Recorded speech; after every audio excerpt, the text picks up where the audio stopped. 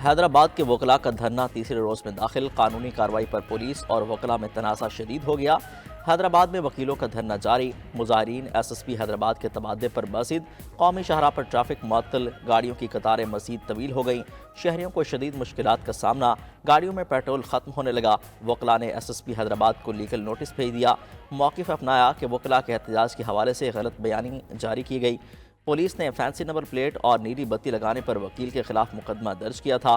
Korangi road defence موڑ کراچی میں بھی وکلاء کا احتجاج جاری، کالا پل سے آنے والی ٹریفک کو سروس روڈ پر موڑ دیا گیا، پنجاب کالونی سے آنے والی ٹریفک کو اسٹریٹ نمبر 2 منتقل کر دیا گیا، قیوم آباد سے ٹریفک کو اختر کالونی سگنل سے بائی پاس کی جانب موڑ دیا گیا۔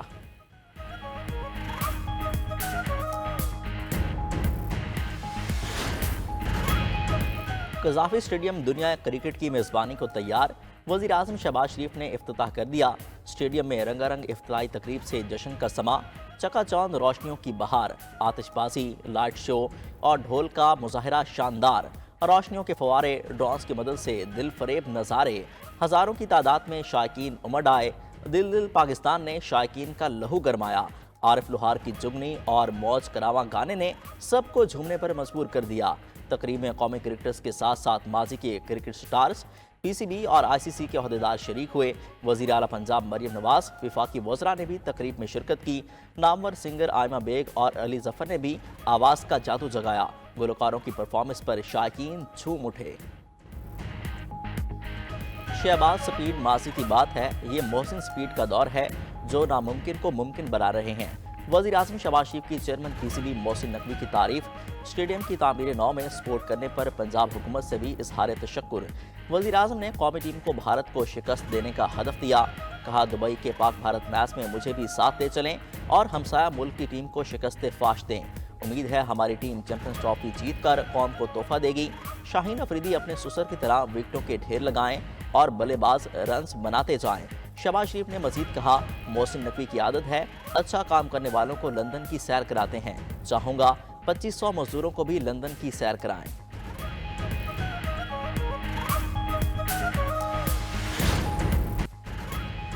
Chairman P C B Mohsin Naqvi نے وعدہ نبھایا، جو کہا کر دکھایا۔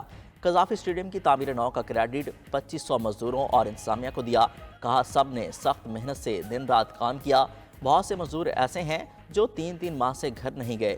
پنجاب حکومت نے بھرپور تعاون کیا، مشکل وقت میں پاک فوج مدد کو آئی اور کامیابی سے ہمکنار کرایا۔ مزید بولے، 29 سال بعد ملک میں آئی سی سی ایونٹ کو ہم سب مل کر کامیاب بنائیں گے۔ کپتان رضوان بہت ٹیلنٹڈ ہیں، امید ہے ٹرافی اٹھائیں گے۔ Chairman P C B Mohsin Naqvi نے ورکرز کے اعزاز میں ظہرانہ بھی دیا، مزدوروں کے ساتھ بیٹھ کر لنچ کیا۔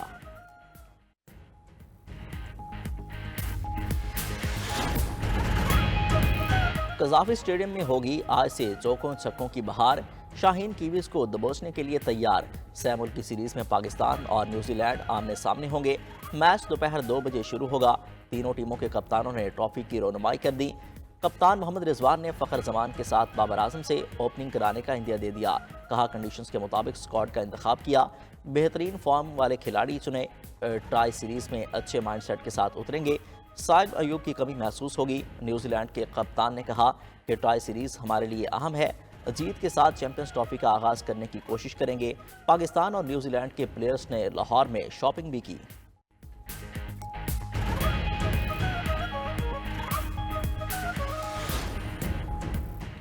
صدر آصف علی زرداری کی چین میں 9ویں ایشیائی سرمائی کھیلوں کی افتتاحی تقریب میں شرکت، صدر مملکت چینی ہم منصب اور دیگر سربراہوں کے ساتھ تقریب میں شریک ہوئے۔ برونائی دارالسلام کے سلطان، کرغزستان کے صدر، تھائی وزیر اعظم سمیت اعلیٰ حکام کی بھی شرکت۔ صدر آصف علی زرداری کا چینی حکومت اور گیمز میں شریک تمام کھلاڑیوں کے لیے نئے خواہشات کا اظہار، کہا گیمز سے پاکستان اور چین کے درمیان سپورٹس ڈپلومیسی کو فروغ ملے گا۔ گیمز پاکستان میں سرمائی کھیلوں کے فروغ کے لیے اہم موقع فراہم کریں گی۔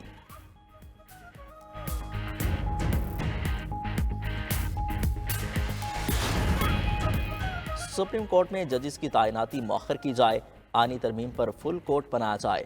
سپریم کورٹ کے 4 ججز کا چیف جسٹس شایا آفریدی کو خط، جسٹس منصور علی شاہ، جسٹس منیب اختر، جسٹس عائشہ ملک اور جسٹس عطر من اللہ نے بھیجا۔ لکھا کہ لاہور ہائی کورٹ کا ایک جج 15ویں نمبر پر تھا، اسلام آباد تبادلے کے بعد سپریم کورٹ کے لیے اہل کیسے ہو گیا؟ آئین کے مطابق ججز کا تبادلہ عارضی طور پر ہو سکتا ہے، مستقل نہیں۔ تبادلے کے بعد آئینی طور پر ججز حلف لینے کے بھی پابند ہیں۔ حلف کے بغیر اسلام آباد ہائی کورٹ میں جج مقرر ہونا مشکوک ہو جاتا ہے۔ چیف جسٹس اسلام آباد ہائی کورٹ نے آئینی نکات بالائے طاق رکھتے ہوئے از خود سینیورٹی کا تعین بھی کر لیا۔ قانون واضح ہے، جو براہ راست نہیں جا سکتا وہ بلا واسطہ بھی نہیں کیا جا سکتا۔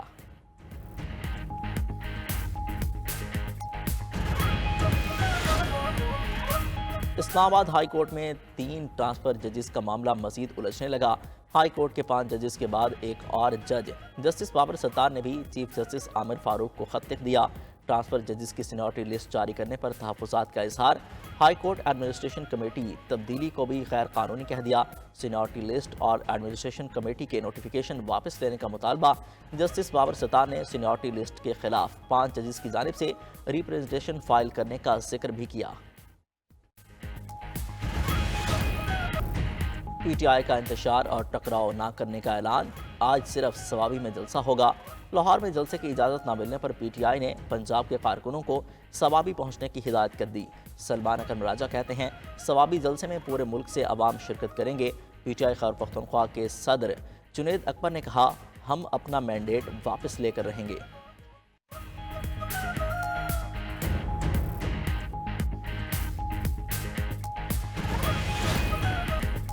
امریکی صدر کے ایک اور متنازع فیصلے کی عالمی سطح پر مذمت۔ اقوام متحدہ نے عالمی فوجداری عدالت پر پابندی لگانے کا اقدام واپس لینے کا مطالبہ کر دیا۔ Brazil, Canada, Denmark, Mexico, Germany سمیت دیگر کئی ممالک کا بھی امریکی فیصلے پر تحفظات کا اظہار۔ صدر ٹرمپ نے نیتن یاہو کے وارنٹ گرفتاری جرنے کی پاداش میں عالمی فوجداری عدالت کے ارکان اور ان کے اہل خانہ پر پابندیاں لگائی تھیں۔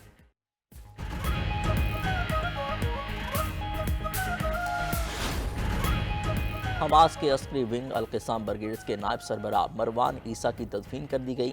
عرب میڈیا کے مطابق مروان عیسیٰ 10 مارچ 2024 کو نصیرات کیمپ پر اسرائیلی بمباری میں شہید ہو گئے تھے۔ ان کی تدفین آج غزہ کے برج کیمپ میں کی گئی۔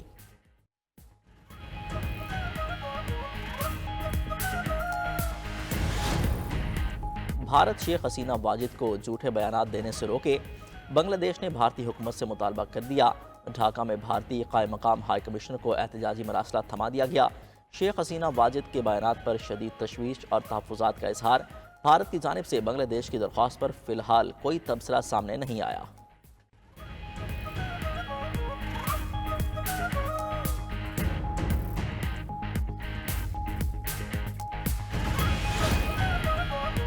معیشت میں بہتری کے لیے میریٹائم سیکٹر میں جامع اصلاحاتی منصوبہ تیار۔ وزیر اعظم نے سمندری شعبے کے مکمل بحالی کے لیے پلان کی منظوری دے دی۔ Pakistan maritime and sea port authority کا قیام عمل میں لایا گیا۔ وزیر دفاع خواجہ آصف کی سربراہی میں اعلیٰ سطح کی کمیٹی کی تشکیل۔ وزیر اعظم نے جلد بجلی ٹیرف میں کمی لانے کا عندیہ بھی دے دیا۔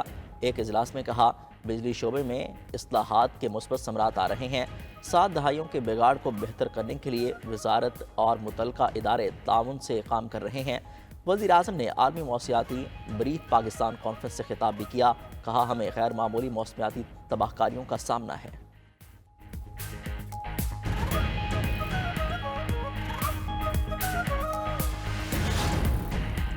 Army chief general Syed Asim Munir سے مالدیپ کی مسلح افواج کے chief of defence forces major general Ibrahim Hilmi کی ملاقات۔ 2 طرفہ دفاعی تعاون اور علاقائی سلامتی کی صورتحال پر تبادلہ خیال۔ ملاقات میں باہمی دلچسپی کے امور پر بات چیت کی گئی۔ جنرل عاصم منیر سے بنگلہ دیش بحریہ کے chief of the naval staff admiral Muhammad Nazmul Hasan بھی ملے۔ باہمی دلچسپی کے امور، موجودہ علاقائی سلامتی کے ماحول اور 2 طرفہ دفاعی اور سیکیورٹی تعاون کو بڑھانے کے مواقع پر تبادلہ خیال۔ ایڈمرل محمد نظم الحسن نے علاقائی امن و استحکام کے لیے پاکستان کی نمایاں خدمات کو سراہا۔